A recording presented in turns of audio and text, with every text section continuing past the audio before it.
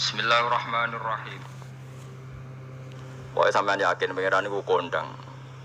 Islam itu dipimpin kiai keliru ya melaku, dipimpin kiai bener ya melaku, dipimpin kiai gonta-ganti ya melaku. Teng TV sering ngono berita ustad sodomi, ustad ngene-ngene. Wong ya ora terus gedeng Islam, ya nyalahno ustad iku. Ya ono Islam dibajak, ekstremis ya muni Islam, sekuler ya muni Islam, liberal ya muni Islam. Ya Islam ya baik-baik saja, ora ono masalah kan, biasa mawon. Ya ora mene dunyo.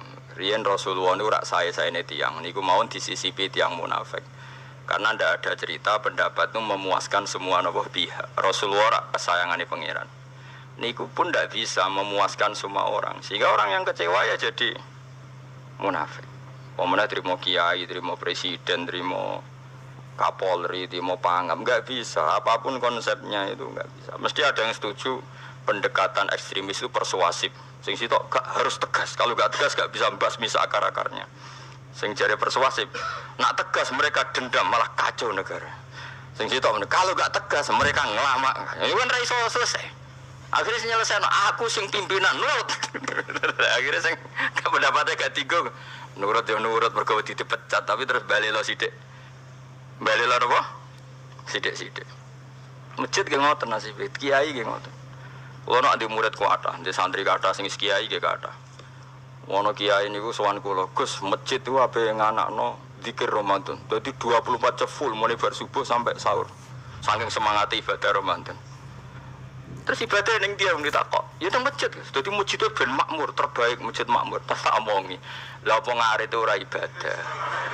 Apa dadi satpam mergawe iku gak ibadah. Apa nyupir angkot golek nafkah ibadah. Kiye kok goblok kira karuan aja muni ngono. Astagfirullah, iki ora urusan iku, Gus.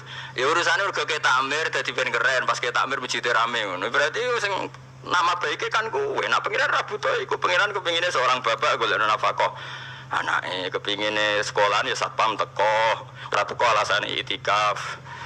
Kepingine pangeran ya bis sing tetep jalan dadi wong sing nyetop iku ana bis aja kok mandek mergo itikaf ayo mending kecewa lho.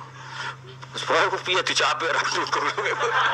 Padahal kula yo nyucup yo hormat tapi tetep gremeng mergo idenya enggak keturutan.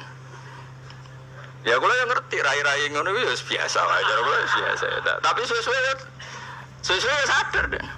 Bareng ngajak wong ora gelem akhirnya sadar. Jebule ngadul jeneng nganggo sembang kula yo suwi wong luwih ngadul aku timbang kowe. Lah bento tapi ngadul kowe ya. Wong aliran sesat ta. Ya masjid itu anggere sono salat jamaah iku ya wis rame cara pangeran. Ora perlu rame banget. Nak rame banget terus bakal pentol leren, satpam leren, supir angkot leren. Iku jek sepele. Dokter leren. Wong ape lara. Ape lara ape berobat ra iso. Nak larane emergensi astagfirullah minamikum taqabbal ya karim. Ajane semburu leren maling leren, copet leren. Iku ape nek iso ngumpul lho iku. Makanya ngaji itu ngambil wong alim kan, karena orang alim itu yang tahu duduk perkaranya agama. Seorang lagi yang tahu duduk perkaranya agama. Nabi itu kalau ngendikan itu sampai sahabat itu gak bisa menampung. Kadang menyebut kebaikan satu majelis sampai 63 sampai 70. Misalnya Nabi ngendikan al-imanu bid'un wasituna bid'ah. Iman itu ada 63. Terus nyebut terus.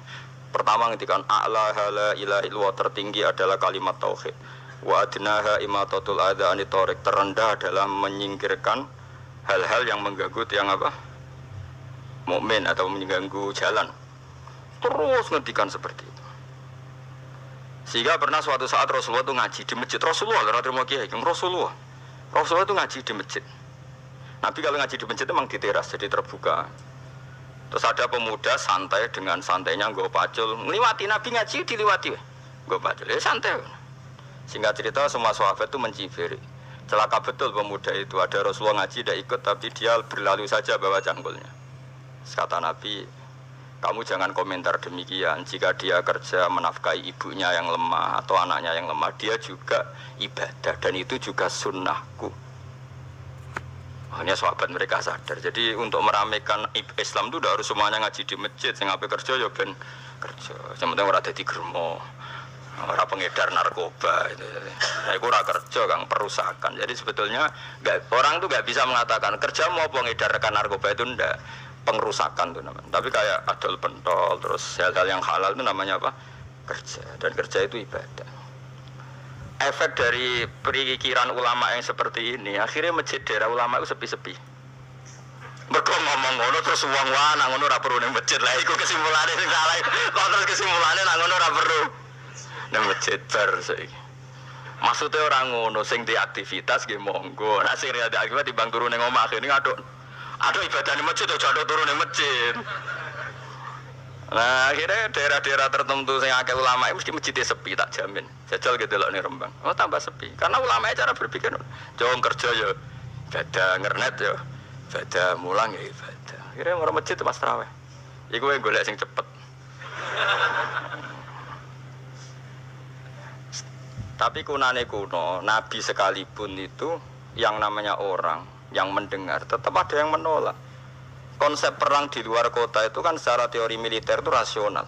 Bikin kontak ya rasional. Tapi orang yang berpendapat tadi, ya Rasulullah kita di rumah saja, itu ya gelo. Kayak tadi orang yang ingin memakmurkan masjid kemudian kan saya seperti itu ya gelo. Kalau pikiran saya, suatu saat dia sadar, intinya sadar, terus sowan saya sadar. Karena ya muridnya ada murid beda angkatan ya, dia semi-semi teman sama saya. Tak omongin ini, cong, kowe nak pancen seneng masjid tenan, masjid itu juga jadi problem bagi umat. Misalnya gini, ojo sampai, kenapa orang nyupir angkot demi nak mirno masjid, kenapa orang tugas satpam demi makmurno masjid. Berarti masjid ini menjadi problem penghalang dari sistem sosial ekonomi. Kowe seneng masjid darani problem, kowe seneng masjid dianggap kambing hitam.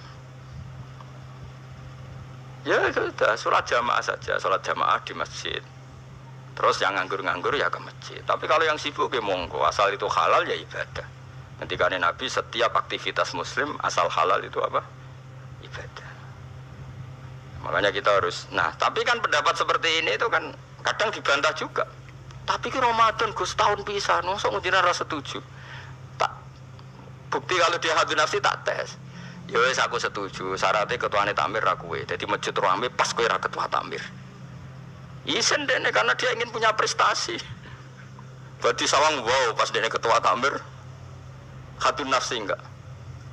Hatun nafsi pas dia itu cari.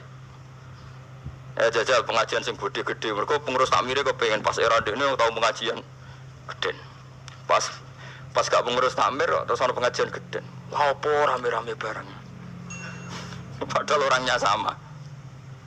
Nah itu ulama itu tukang ngomong seperti itu. Mungkin menyakitkan, tapi ulama itu terus ngomong seperti itu supaya agama ini dibawa berdasar ikhlas, bukan hadzun nafsi, bukan kepentingan pribadi. Tapi tentu ulama tetap ngomong iktikaf ya sunat baik, kerja ya baik, amal lainnya asal baik ya baik. Ngomong gitu terus. Tapi kan mangkel loh akhir ulama, karena bagi pengurus masjid baik itu pas Ramadan ya masjidnya rame. Bagi yayasan yatim piatu amal apa ya dikekno yayasan yatim piatu. Bagi KBIH, bagi travel amal apik ya umroh. Ya ora.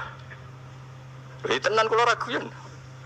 Mana mungkin travel umroh dalil kowe nek ada dhuwit luwih kekno cah yatim, kekno masjid, gak payu travel. Tapi dalile al umroh ilal umroh kafaratun lima bainahuma. Umroh itu yang mengkafaroi dosa. Jadi dan itu kersane Allah, orang macam-macam pikirannya kersane Allah dan baik-baik saja. Dunia diokal-akali itu ya baik-baik saja. Allah ya tenang aja tetap sugih. Cuma ulama harus ngomong seperti saya. Jadi karena keterbatasan manusia sehingga yayasan yatim piatu mesti ngomong seakan-akan ibadah terbaik yang nyumbang yatim piatu. Nanti yang di travel ibadah terbaik ya sowan Nabi umroh.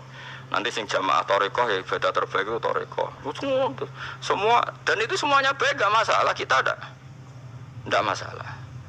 Tapi kalau memaksa orang lain harus seperti itu dan mengkerdilkan kebenaran hanya surahnya, gambarannya seperti itu, kita sebagai ulama harus melawan.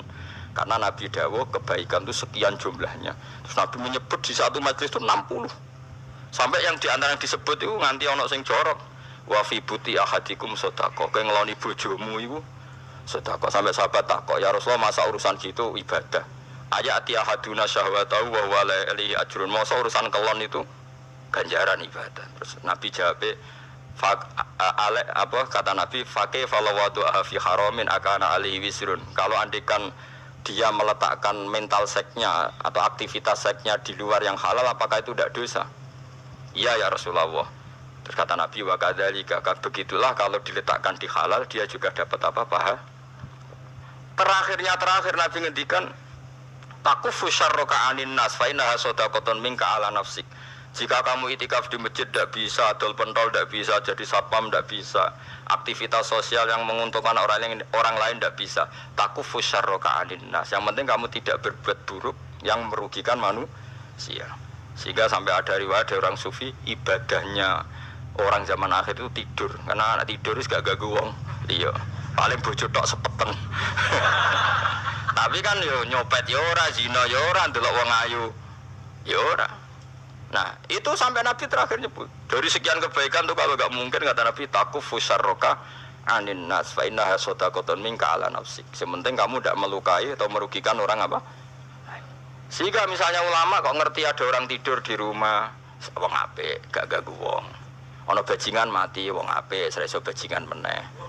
Nah, akhirnya masyhur orang krono bajingan mati, kiai tenan yo. Saya ki mayit niku wong gak siap ni saya.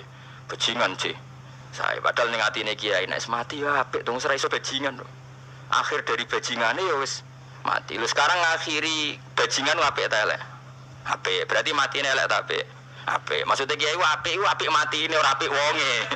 Lah wong gak trimo pikirane apik iku. Wonge lagi kiai ndake pinter maksudnya. Apik ngene iki. Ngomong keberatan. Ayo apik. Ya sesuk kan wedi yo. Nggih apik.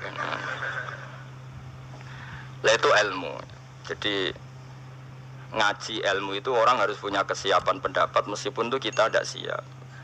Wa wasa antakrahu syai'a wa huwa khairul lakum. Pendapat meskipun kamu kadang tidak cocok, bisa saja menurut Islam itu ini lebih apa? Baik, karena tadi kebaikan itu sekian bentuk. Bisa ulang kebaikan itu sekian apa? Bentuk.